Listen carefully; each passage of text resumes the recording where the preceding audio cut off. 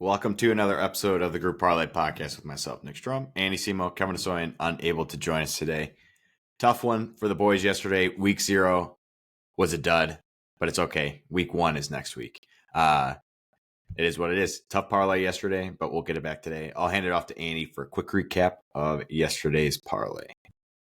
Yep. So I'll start with you guys. We'll start with baseball. Blake Snell over 8.5 strikeouts.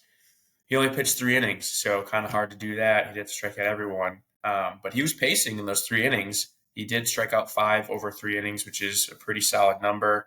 If we wanted, to get to 9, it just so happened that he walked 6 guys. Tough to go deep into games when you were walking 6. He even gave up 2 runs without giving up a hit. That's how wild he was. So didn't have it yesterday for Blake Snell. Then we'll go to SMU minus 24.5. Brutal pick by Kevin. I mean, absolutely terrible. They won by 3 or 4. So he didn't even get, minus. He was 20 points off of it. Just really, really bad pick. And then I had FSU Georgia Tech under 57.5. Started out not on pace. There was like 15 points in the first 5 minutes, and then there might have been like 2 other touchdowns the entire game. So ended up hitting. I think the total was at like 45 or something. So nice hit. FSU even lost. It was a great, great ending to that game. Georgia Tech with a huge upset, pushing Mizzou into the top 10, which is what we really care about. But yeah, so that hit. That was a scary one. If that game went to overtime, we would have been sweating. Yeah. So thank God Georgia Tech's kicker hit a 44-yarder in the drizzle in Ireland to beat FSU. So on the month, 4-20, down 3.79 units. Get it today, get it to even. Kevin is 10-13-1. I am 14-10, and you are 15-9.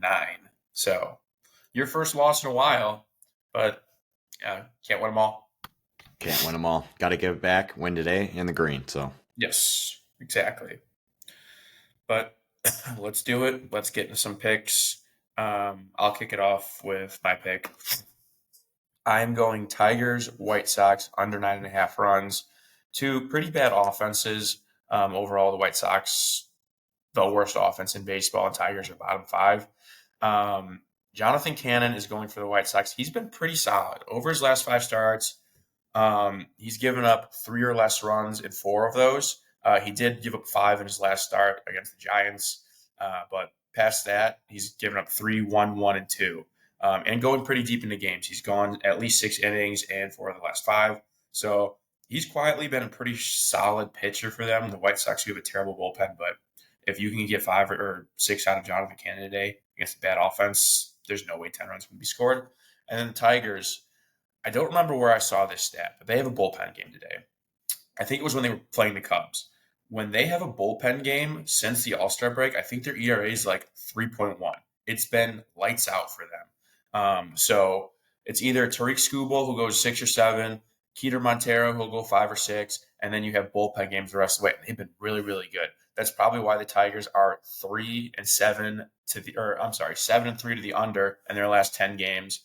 And then the White Sox in their last 10, also 5-4-1 to the under. So I look for bad offenses to stay bad, and hopefully that bullpen of the Tigers to stay hot.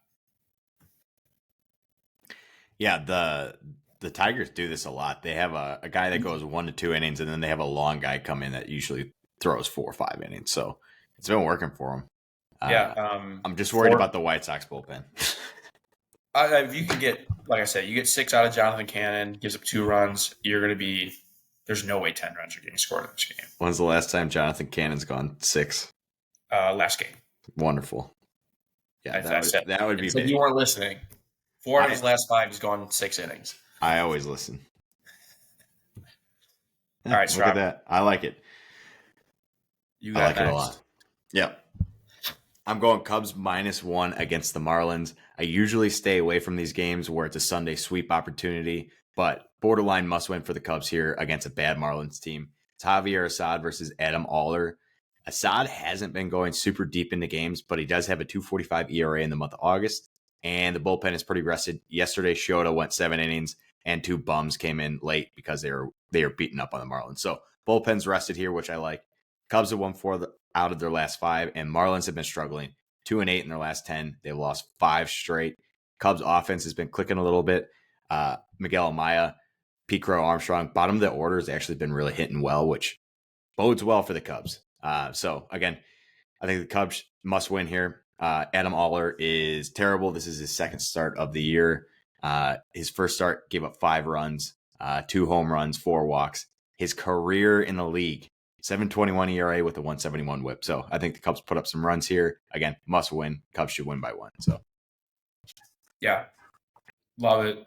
This guy is a certified bum. So as Cub fans, I've seen them face many certified bums, and those bums always throw 6 shutout innings. Yep. So 100% is what's going to happen today. Adam Oller is going to look like Cy Young out there. He's going to throw 6 shutout, and the Cubs season dies today. So yeah, we'll see. All right. So for Kevin's pick, he's going Brewers money line. It is Joey Estes for the A's versus Frankie Montas. Brewers, better baseball team. We have been screwed quite a bit by the A's in recent months. But I saw a stat online in this game. So of pitchers starting today, Joey Estes has thrown the quote-unquote most meatballs in the league at 12.46%. These are pitches that are likely to result in home runs. Joey Estes is number 1 in pitchers today at 12.46%. Frankie Montas, one of the lowest at 4.47. So kind of a weird stat there, but hold on. Sorry. This is loading. Brewers have been hot, won 3 of the last 5, have scored 20 runs in the last 2 games against the A's. A's have lost 4 of the last 5. They have not been good. Offense has been absolutely stagnant. They put up 5, 3, 3, 2, and 0 in their last 4 or 5 games. So they're not hitting. Frankie Montas has been relatively solid for the Brewers since coming over. Just look for the Brewers to sweep today. So 2 Sunday sweeps. Yeah, I hate that. I mean, one of the 2 are going to lose. The A's seem like a lock today now that I'm looking at this. Estes has been, I like the meatball stat, but he's actually been really good in the last 2 months. He had 1 bad start where I think he gave up 8 earned. But other than that, given up more than 3 runs. Other than that, he's been solid. Times, so. Yeah. And Montas, his last outing, again, I think it was against the Cardinals. He went 7 innings, 1 hit. Yeah. He's going to regress to the mean. Like, he's not going to do that again. So he's throwing shutouts in back-to-back outings. So he's been really good since coming over to the Brewers.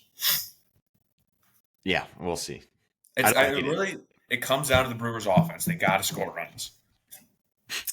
Yeah, it's 100%. That hurt us earlier this week with the Brewers not scoring runs. I got burned by the Brewers scoring runs once already, so I'm out on that. I don't hate the pick. I hate that we have 2 teams going for sweeps. Agreed. It's not good juju there. So all right, let's recap the picks. So we got Brewers money line at -148, Tigers White Sox under 9.5 runs at -131, and the Cubs -1 at -145 comes out to +399 for today's parlay. Be nice to have 2 hits in the week. That would be pretty nice. Don't disagree, but after going through that, I hate it. So, but we win and we're in the green. When we hate it, we win. When we like it, we don't win. Yeah. All right. Let's get it. Let's get it, Strom.